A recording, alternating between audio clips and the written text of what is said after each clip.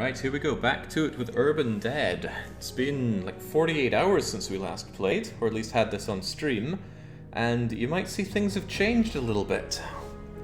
They were able to repel us a bit, but then we broke in, we chewed them, but between then and now, they were not able to eject us from the gatehouse unless I refresh and find out something else. The game is always running, so even if I'm not on stream, there'll be other zombies that join in for the fight, there'll be other survivors that come in to try and eject the zombie hordes, and so on and so more.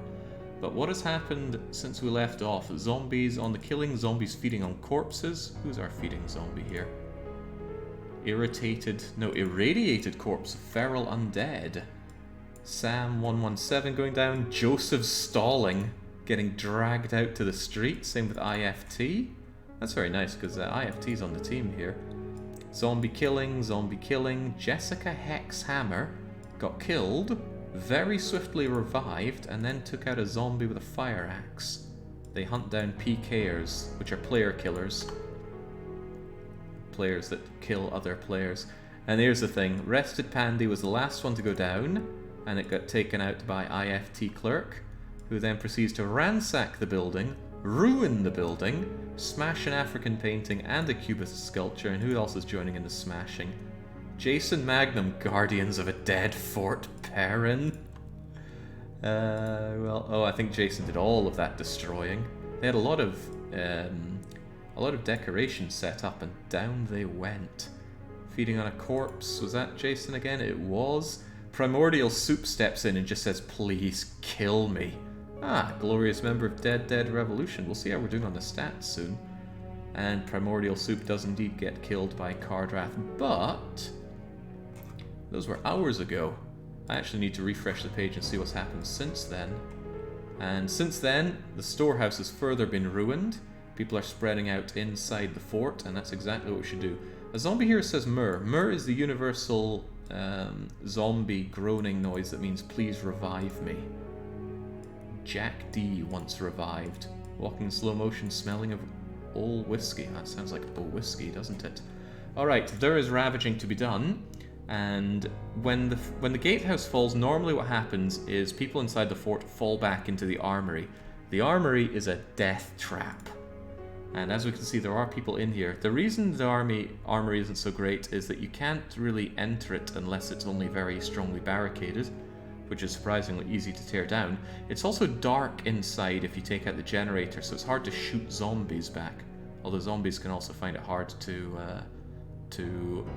give them what's for in return. V-Medic has been bitten to death. Militant Order of Barha, there's another big zombie group, or at least it was big in the past. Well, it might be dark, but is it ruined actually? No, it's just cleared. Not actually sure if it is ruined, I don't think it is. In any case, these guys need to go down. It's going to be difficult to hit them in the dark, but I'm sure we can do it. Notice that the odds of hitting have been halved in here. Although you can still grab hold of them and get around that. 24 zombies in. Yeah, they writhe in this, but hopefully we can still get some chewing done. It's actually pretty good to drag them outside of the armory, at least then you can hurt them outside without having this issue. So I'm hoping to drag out B. Gonella. If we can just bring them... There we go, B. Gonella's getting the feeding drag. Out you come here, B. Gonella. You'll be killed out here nice and soon. In fact, who wants to get that kill? They're a level 43 civilian, high level, and that just means a lot of skills that they will not put to use as they die. Down to 8 hit points. I'm not going to secure the kill myself. That's not how I operate. I have plenty of experience points, and there's not much left for me to do with that. But Sia Arthel could always use the experience, and they get it. Killing gives extra experience. Back in, anyone else to drag out? I'm going to try my luck with Ace Russo. Down to 38. Crushing them. I've got my hands on them. I'm going to try and eat them as well. There we go. I think biting is better if you already have a grab on them, especially at these odds. Well, I'm trying, but I'm still missing them a whole lot. Yeah, screw that. Get back to using my claws. There we go. They're just about ready to be dragged out. And out you come, Ace Russo. Just about ready to die, but at least you can easily be destroyed here. Does anybody want to take you out, though?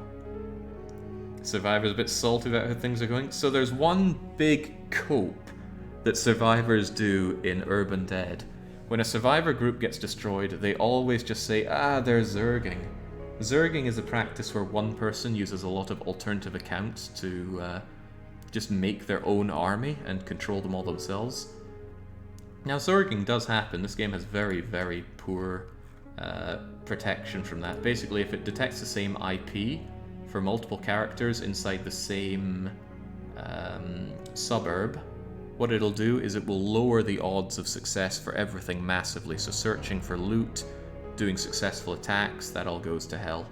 But of course you can get around that. There's plenty of tools to get around IP tracking. But yeah, I'd never engage in that. I think I only have 3 accounts in this, and for the longest time I've only just used this one. Anyway, another one bites the dust. There are only 4 left. But it's pretty hard to get the kills in this dark building, so I'm going to try my luck on friendly fire. See if I can't bring them down and drag them out.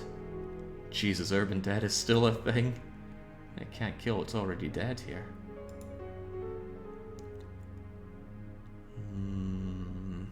People holding... zombies holding the gatehouse isn't too bad, I think, because it stops the zombies coming in and barricading it back up.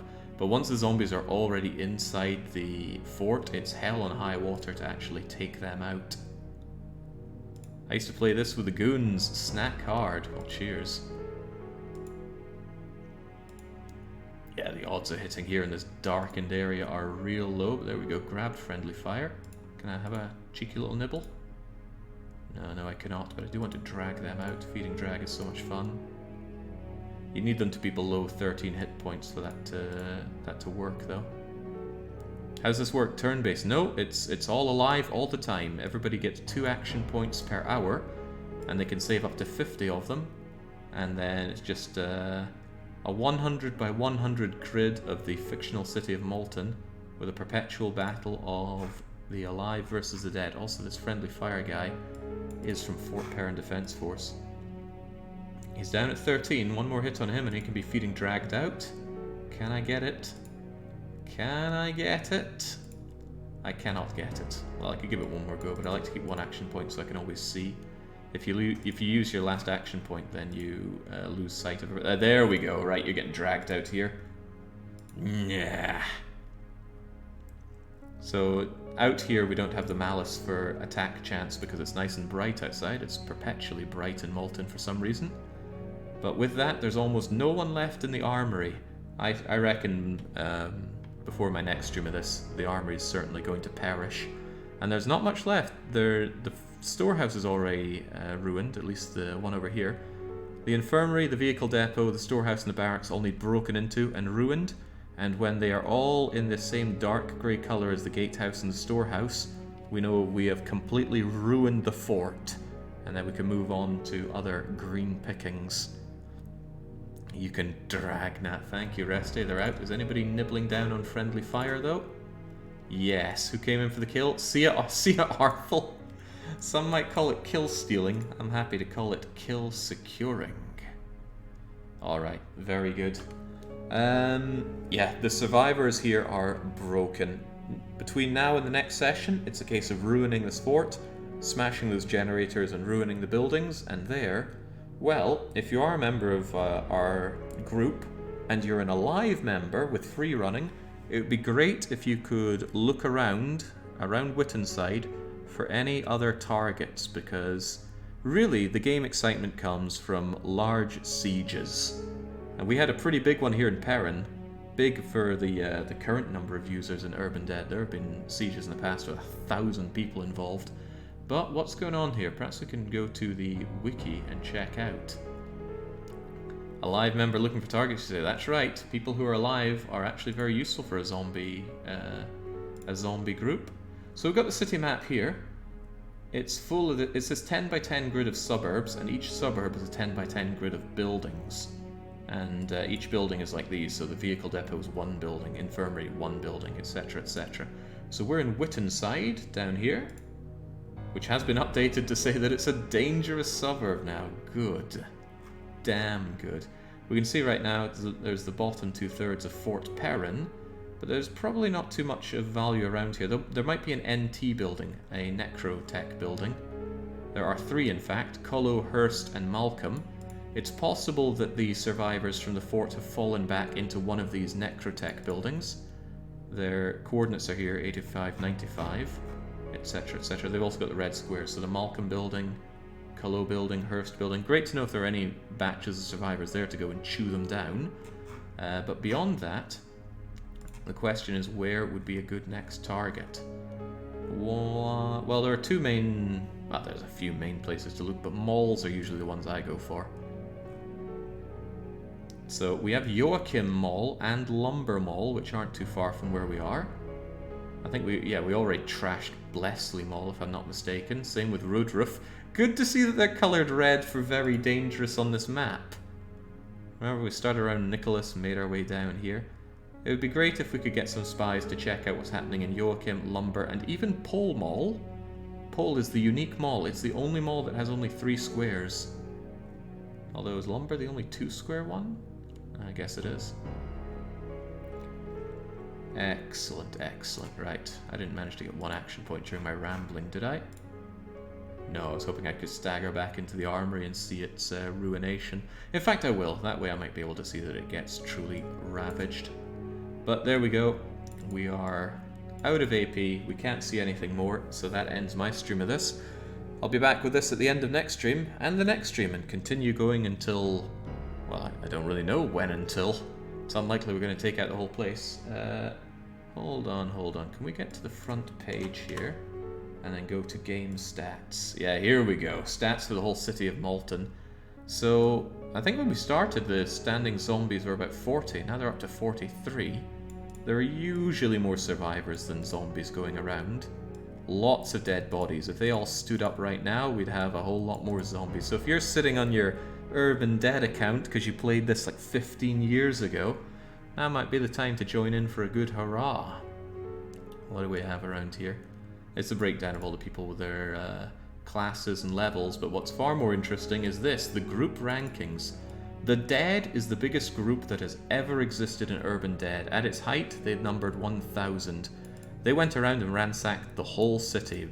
It was a group comprised of members of that, what's that really group-huggy, pay-to-use website? I forget the name of it. But some big forum put together, The Dead. The RRF is the second biggest.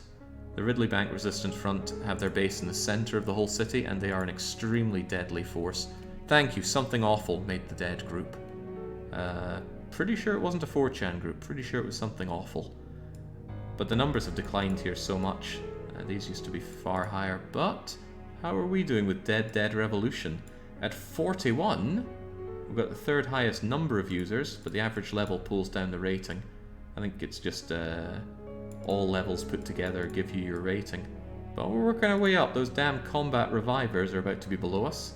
Can't believe there's still zookeepers going around. Dual Nature is a very popular tag because it just means if you're alive, you play as a survivor. If you're dead, you play as a zombie, and they don't go around trying to die or trying to get revived. Creedy has a defense force. Thought I was going to stop talking, but I'm not.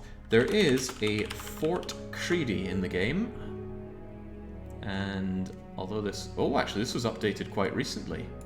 Pitney Bank and residents of the Creedy Defence Force are maintaining the gatehouse barricades with less than 20 zombies outside.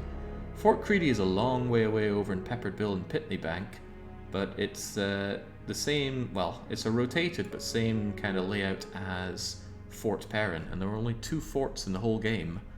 It's not impossible that we also go and trash that other fort, but as we can see, Pitney Bank is near Haytown and Pegtown and Dentonside, and we can see that on the whole suburb here. Pitney Bank, Pitney Bank, Pitney Bank. Why am I having trouble seeing it? Here we go, Pitney Bank. So it could be, once we're done around here, we take a trip north and trash that one, but I also want to know how the malls are. Basically, give me that intel on the Discord, and once we finish trashing Perryn, we'll choose out a new target and go for it in any case. Thanks for joining and trashing these crummy survivors in their crummy fort, and until next stream, a cheerio.